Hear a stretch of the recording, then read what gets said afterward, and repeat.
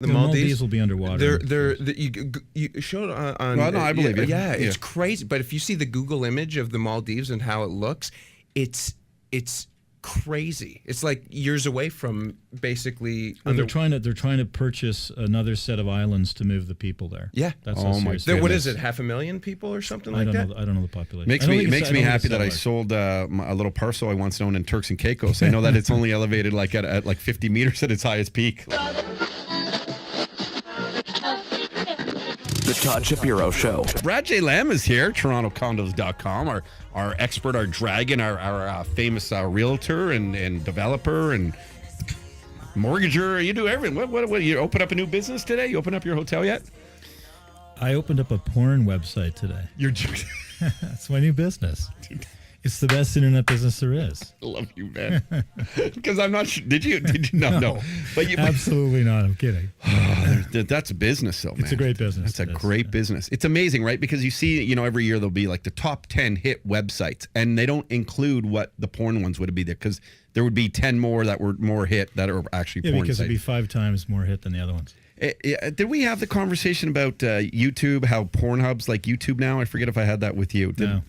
Porn stars now, the way they get paid is like YouTube stars, where they put up their video on purpose and they get paid based on views because of the ads that go in front of those videos now. Yeah, sure. So it's like they've just sort of adopted that whole kind of philosophy. Porn stars, right? Really?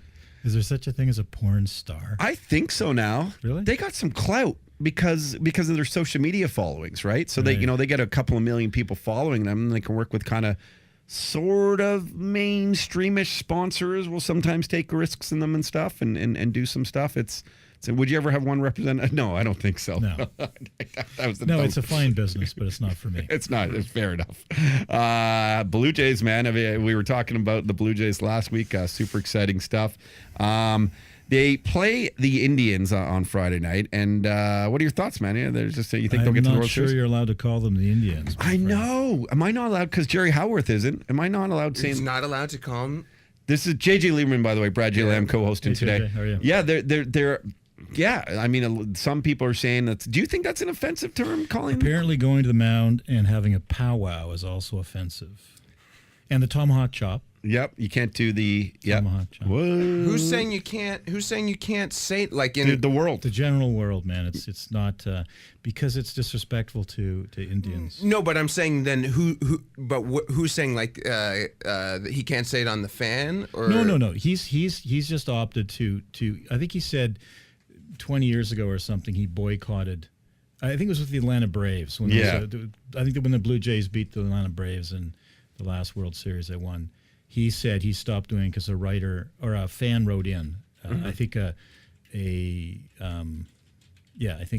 fan wrote in and they were of that heritage, and they said it would be great if people didn't make that reference. So I think he's decided not to. I don't know. I mean, I guess it's not my place to say, but my wife said something to me yesterday because my wife's like the most innocent person in the world, and she goes, do you find it offensive if someone were to call you like the Jew, and I'm like, no, I don't think that's like a big deal at all. If someone said, look at the Jews, and then I like Googled Jews to see if that was like, now if there were Jewish people who would think that was derogatory, and no, like even because it's Yom Kippur, they're like Jews celebrate Yom Kippur. So I don't know. I guess what makes me I guess I don't know enough about the heritage and enough about the Native community and stuff, but. When I think of the term, when I personally think of it, I don't think of it as anything rude because I never think of anyone different. I think the word Indian is I know the word Indian is not acceptable in reference to that ethnicity of people. Okay. Yeah, you're not supposed to call them Indians. Then why don't they just change? Should they just go and change the name of the sports franchise? Well, I think the Redskins has also been under stress for that, and maybe so. But I think the reason why they don't is because there's this lore of history that then you're gonna antagonize certain fans that say that's bullshit. I don't know. I think it actually is important to if we're doing with every other culture than we should do it with the Indians. Oh, I- sorry. No, The no. Indians. But I know what you mean. You're not. I don't mean the Indians. I mean the actually native. Yes, Yes, native, the native. native Americans. I guess is Yes, the proper the term. Native American. You know, and I. Sorry. No, Brad, I don't No, think. I this know is- that. I said a brain freeze. I just looked at him and he. But told me listen, to it's know still. that. But you see the Indians. I mean, it's at Indians on Twitter. Like like it's one of those very confusing things where there is nothing insulting about it if you don't mean it to be insulting. You know, that it's just unfortunate the name. I think just the word itself is not acceptable anymore. Like so many other things, you can't call people. Well, did you hear? Here's a good thing that I heard the other day, or just yesterday. So there's all these creepy clowns running around North America. I Have you heard that. Yeah. So now McDonald's, and I don't know if this is a PR move or not, Brad, but McDonald's said we're going to hold back on Ronald's appearances because we don't want to condone creepy. So basically, they're admitting that he's a fucking creepy clown. He is a bit creepy. have you seen the TV show The Following? No, I never seen it. So it's Kevin Bacon's in that, and I forget the English guy that's in. He's like the English guy's like a psychopath, and he incites people to follow him in his murderous sprees. And part of it was getting clowns to stab and murder people in the streets of New York and elsewhere. And someone told me about this, and I haven't seen that much about it. So has anyone been injured? No one's been injured, and I saw one video where I don't know if it was like a fake one that buddies just wanted to go viral and stuff. But I don't know if you saw the one, Paul or JJ, where a dude's kind of filming. It's actually in Toronto, and a dude's filming a creepy clown, and then he comes in and starts like running at him with a bat, and the guys run away and they get away from him. So it looked like a bit kind of Blair Witches, but I don't know if that's Paul. Yeah, jump in here. There was also another incident in Toronto where a guy dressed as a creepy clown ran after kids at a shit. school, and there were 7 kids running away from a guy dressed as a clown as well. So that guy should be punched right in the head and like repeatedly Oh, I'd love by to. their I'd love to parents. see that happen. I would just pound on that guy. Right. You don't mess with the chill. Well, it'll be interesting what's going on. What will happen around Halloween now? Yeah. I don't know. Weird stuff. It's eh? weird. Yeah, well, the world's weird. I mean, yeah, you have a vision for this world. Where are we going to be in 20 years, Brad? You're the guy that. Do you want me to tell you? Yeah, I want to No, follow. You don't want to know. No, I want to follow. I want to live in your bunker. Is what I wanted, or high up upon one of your bulletproof towers or something. There's some terrific books you can read about the future. What's a good example of one? You know, I knew you were going to ask me that after I said that, and there's one book that I often start like 5 or 6 at a time, and next time I'm on the show I'll tell you that it's fantastic. It tells you how to survive after an apocalypse. Wow. And it tells you all the things like drying meat so that you can eat it, like desiccating meat so it's healthy Cured. to eat, curing meat, yeah, curing fish, how to make clothing, how to skin a hide. I mean, it's crazy. Everything you need to know to restart civilization. A lot of things we know, so we can start on the back of where we're at today.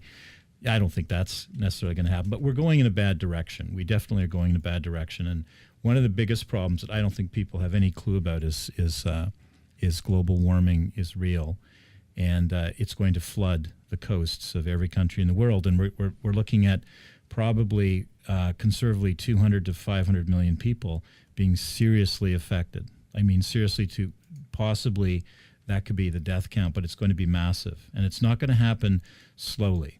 It's going to happen quickly. Do you remember when New York flooded? Yes. Yep. Do you remember when Toronto flooded? Yes. Okay, so our sewer system is inadequate for the rain we get here. Our sewer system is so inadequate that they're now taxing people like me, developers, for putting in groundwater into the system. Just in the last year and a half, they've created a new program where we get taxed. A condo building gets taxed for every kilogram of water they release into the sewers. Never happened before. Because the sewers are inadequate, we need to rebuild them all. There are still some wooden sewers in Toronto. Jeez. Wooden sewers. Is that what they're doing on like Richmond Street? You see what on Richmond, there's that they're digging up something right at Richmond and Queen to Richmond and have you seen that big construction? Could be. So we often fund short runs of new sewers and things as a developer, and that could be streetcar too. I don't know, how deep is the hole?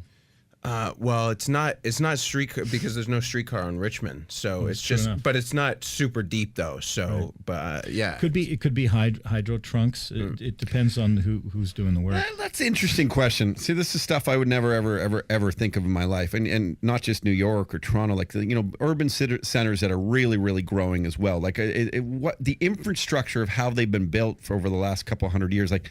There's got to be a complete makeover for a lot of these cities, essentially. Every city. So there are some cities that are more on top of it. Toronto probably is 30 years behind. We are. So is the problem with when you're not a coastal city, not meaning not a lakefront city, but like an oceanfront city where you're going to really see the oceans rise, and that'll affect the water levels in the cities. But in a city like Toronto, it's rain. Right?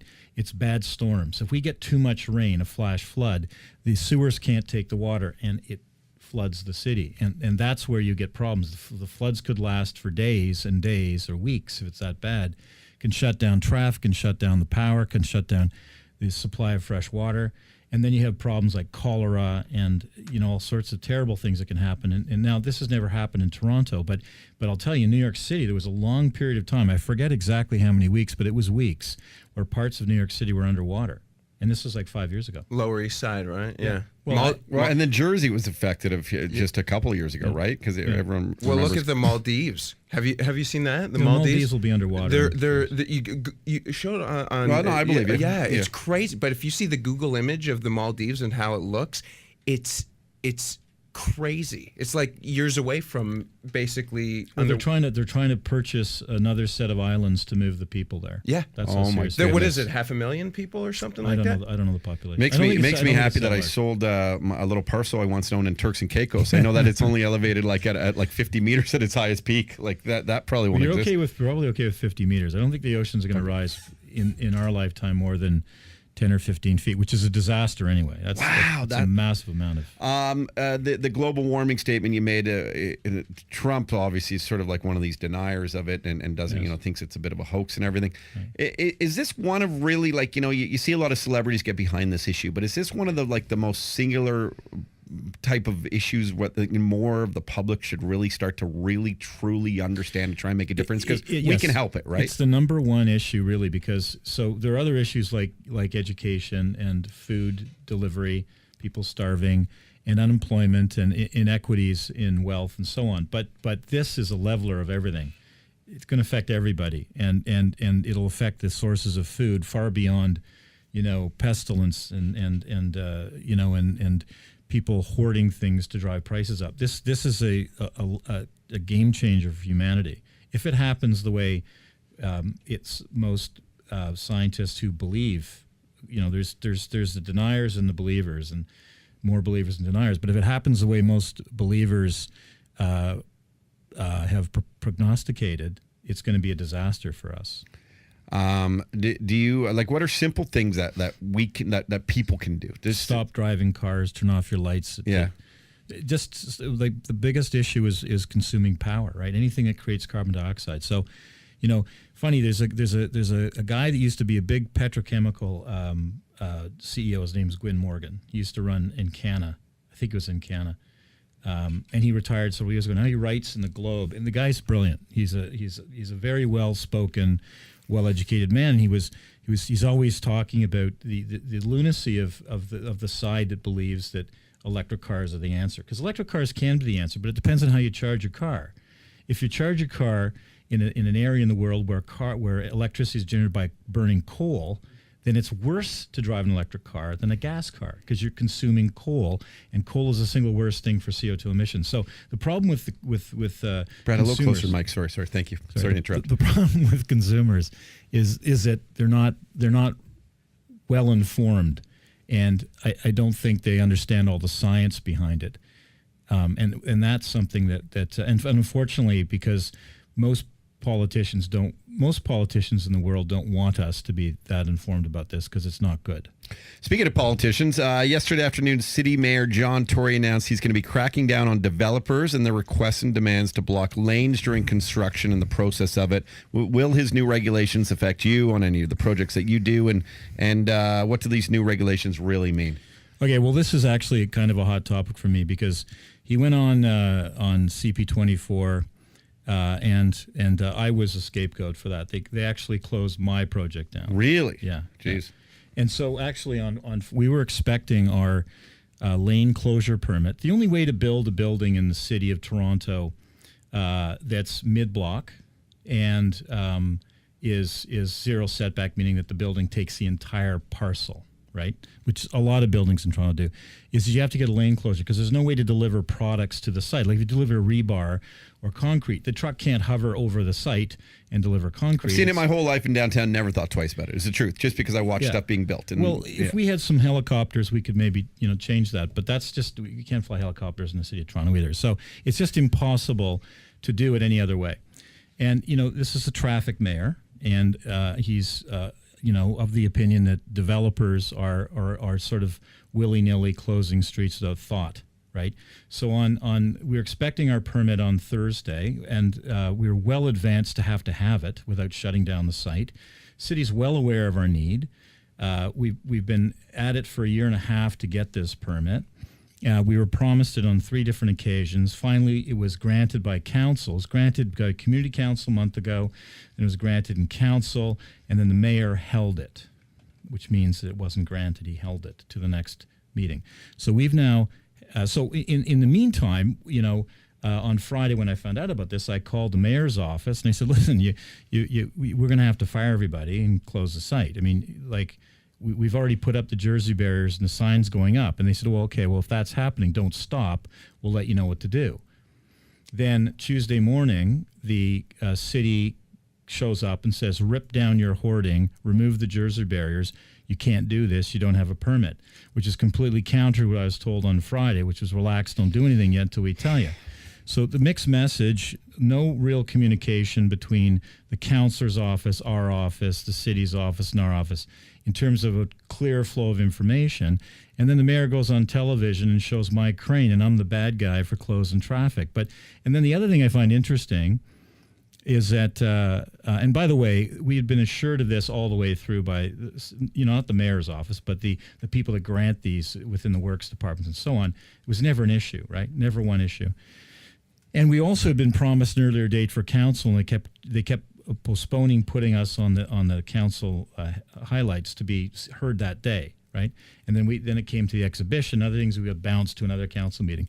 But interestingly enough, what was said by the mayor and his crew is that we need to do it the way New York City does it, which is they don't do this in New York City, that they make the developers find a different way to do it, which is complete hogwash. So we went on the internet and we found, hundreds of examples of how they do it in New York City, and they shut down lanes left, right, and center. In fact, we actually have a sketch of the city of New York currently with lane shutdowns because of development, and it looks like varicose veins on a leg. I mean, it's everywhere. It's everywhere. It's the only way you can do it.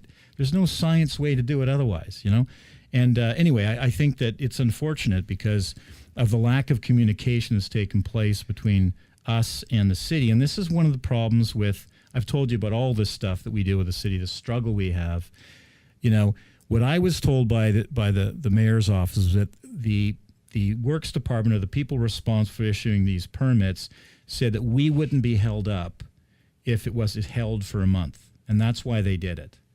But they didn't check because we were actually building the Jersey barriers to protect the people walking by on that day. So it actually is now, the site's closed. It's going to cost hundreds of thousands of dollars. And people can't be employed because you would have started this project now. So what are the next steps now? Who knows? So we had to basically remove all of the form workers, all the steel workers.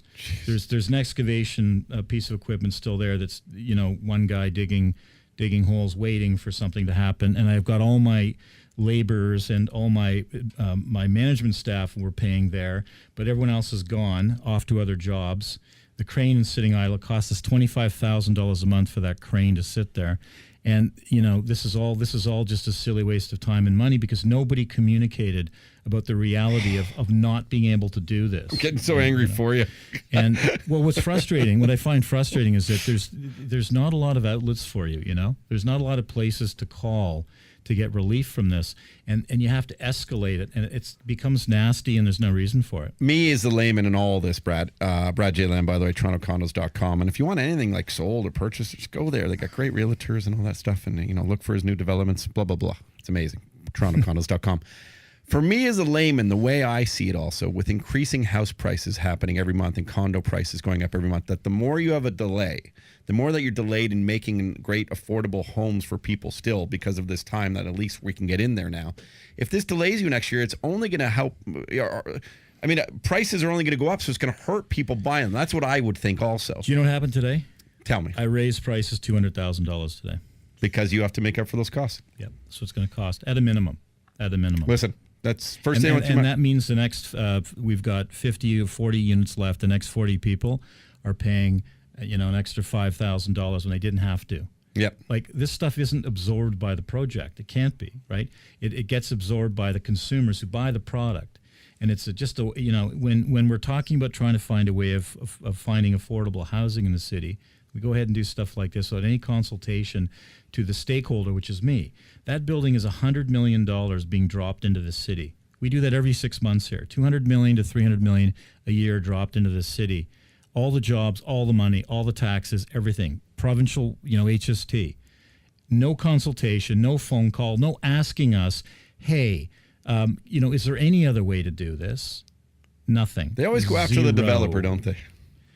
I don't think they always do. But in this particular case, it's probably a misunderstanding. But what I would appreciate is a clear path of dialogue that we can see our way through this. And unfortunately, we're now being promised some form of consultation at some point in the future, but this is costing jobs and money. Wow. Every day is probably $25,000 of money just pissed in the wind for this. And this is the thing. There is no other way to build. No way to build it other than the way we're doing it. If we had magic, I wish I was magic, I would hover concrete trucks over the site and pour from the sky. I feel like if anyone's ever going to do that, it might be you one day. Like, you're going to lift some concrete trucks. What's going on with this 15% tax that they're considering bringing to Ontario that they're doing for foreign investment in BC? I'm sure everyone's tired of that, but I don't think it's coming in Toronto. I think a lot of the things that have happened with housing the last 2 weeks has just been completely asinine. I don't fully understand the idea behind it, but possibly there's a bigger plan at work that I'm not aware of. But the 15% tax would be a colossal mistake. It would be a depression-causing move in Canada. The Ontario economy would cavitate and collapse, and the ripple effects would be across the country. It'd be a disaster, and no one's going to do that. I don't think anyone here is going to do that. The economy of BC is different, but I don't think anyone's going to do that here. There's all these new mortgage rules, and actually I got to find an email because someone had a question for you that I want to ask you.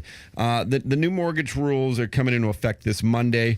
Can you explain them again for people? Because from what I understand, is that you used to be able to be qualified for a mortgage at whatever the interest rate is now, like 2.25 or 2.5 or something percent. Yes. And now they're qualifying first-time homeowners to add that they would have to afford like a 4.5% interest rate, something like that, for a $400,000 plus mortgage or something. Right. Am I kind of getting the numbers sort of right? Yeah. So there's a word called stress test, which I fucking hate that word. Okay. Such a bullshit word. My wife gives me that all the time. Yeah, it's probably real in that case, but no, it's bankers like to have these catchy words for stuff. So here's the stress test. So right now, if you can afford to buy a home at current interest rates at 2.3% or whatever they are, they want to see that if rates go up, you'll be able to handle the extra cost. So they're doing a stress test at 4.64%, which is the now posted bank rate. So that extra 2.3%, they want to see if you can afford it. And if you can't, then you can't borrow the money you want. So what it's doing effectively is it's saying, let's say you can actually afford in today's rate environment to buy a $300,000 or have a $300,000 mortgage. We're not going to let you have that mortgage. We're not going to qualify you. You can have $250 because you qualify for the stress test at $250. So what it's doing is it's taking hundreds of thousands of first-time buyers over the next several years out of the marketplace, and it will transport them into the future at some point when the dream is they'll be able to buy something. lots of people will be taken out of the system forever because you'll be forever behind the 8 ball. You never have enough money to get what you need. And I'm not just taking your side because you're Brad J. Lamb and you're here and we work with you and stuff, but I remember how much of a struggle it was for me to get my first place. But I also remember knowing that I did not want to blow fucking money away by renting and just throwing. And all I see out of this now, and again, from a layman's perspective, Brad, is that it's going to help other people still afford to buy these, but put other people in renting situations the rest of their life. Yes. And then they're never going to get equity within their homes because that's really how I've made probably 75% of my income in this world. Yes, but here's the but. And this is, I'm not necessarily disagreeing with this as a move. I don't have enough information. The finance minister may have a bit more. But here's the thing. The concern is that over the next 0 to 5 years, interest rates may go up 2%. Okay. And if you have a mortgage now and you can afford it and rates go up 2%, can you afford it then? And if you can't afford it, what's that going to do to the economy and the real estate economy, which is the most important economy to a consumer? It's their bulk of their money. So what they're trying to do is protect the economy and protect people from themselves, really. So the question I have, though, is are people not adults and can't they do that themselves? I'm not sure. I'm not sure what the right answer is. I would prefer, though, if I was the Minister of Finance, is that what he's called? The Minister of Finance? Yeah. Bill Morneau? I think that's his title. What I would do is I would have done something, but I would not have done it to that extent. I probably would have gone halfway and said, let's add let's take the bank rate and minus 1% and do a middle ground thing, which would be... They're almost going worst case scenario. They're going Armageddon. 2 points in 3 or 4 years is a big change in the world's interest rates. I don't think that's going to happen. Huh. I don't know. Sounds like, who knows, they might be protecting their own interests, but it's like it's just I feel bad for people. They you can't get it. They're making it harder to get into homes. The other thing is they're making it harder for small financial institutions to stay competitive. So they've more or less forced all of the non-banks. I mean, if you look at all the stocks of the non-bank lenders, they've all dropped 20% in the last 5 or 6 days. Huge stress because they're going to lose a huge amount of lending. I never even thought about that. Here's a quick question from, his name is Rick. I won't use his last name because I don't know. Here's a question for Brad. My credit score has been murdered. I've gone through 2 divorces, a car repo, student loans, several credit cards delinquent and closed and sent to collections. I desperately want out of my parents' home, yet I'm paycheck to paycheck and can't seem to catch up. Where do I even begin to repair my credit? And then he just started talking about there's a builder in Florida that offers, like, I don't know, I guess he's considering moving, that offers some rebates to move into new homes. Should he take advantage of something like that? He's worried. When should I task abandon all that type of offer? I don't even really know what that part means. Okay, well, moving to Florida doesn't seem like an option because you need to be an American to get a job down there. So doesn't make any sense. But what I would say is what he should do is King West Financial is my mortgage company. And if he calls King West Financial, and the number, should I say the number? Yeah, give it. Yeah, for sure. It's 416-368-5262 or 368-LAM. And he asks for somebody named Dwayne. Dwayne will take him through step by step how to fix his credit. We can fix his credit in a year. Okay. Not perfectly, but enough to get a mortgage. Good to know. This is... I'm getting a lot of great feedback on this segment, and I know we work on Canada Laughs, but this is the stuff they don't teach you in schools. This is the stuff that you need to learn, and you're our very own dragon, Brad J. Lamb, and I'm just excited for the Blue Jays to beat that team that we can't pronounce. Or say it'll be fun. We got to have a beer and watch. You gonna watch all the I was gonna go to Cleveland to watch it, but I have my daughter this weekend. So be honest, we're gonna fly private. We're just gonna push right over there. I don't fly private. You don't fly private? No, I'm too cheap to do that. Are you? Okay. I do fly business class, but I won't fly private. All right. Not is yet. Is that like a crazy amount of? I've done it a couple times from some bigwigs who brought me, but it is. Yeah. So to give you an idea, to go to New York and back in a Citation, let's say. Is going to be like $25,000, $30,000 just to do a quick turnover. Yeah, really? Yep. It's very, very, very expensive. Yeah, that's crazy. So if you take 5 or 6 people, then it's still crazy. It's maybe $5,000 a person, but it's still a lot when you can go for, I don't know, $600 in Porter. One of my buddies who's flown me twice must be super rich. He probably is. Yeah, I didn't realize how rich he was. Yeah. Wow. He does it all the time. Anyway, Brad J. Lamb, thank you. Go to torontocondos.com for all your information and anything you need when it comes to your real estate needs. The Todd Shapiro Show. Turn up your speakers, especially if you're over 65. Sirius XM 168. Canada Laughs.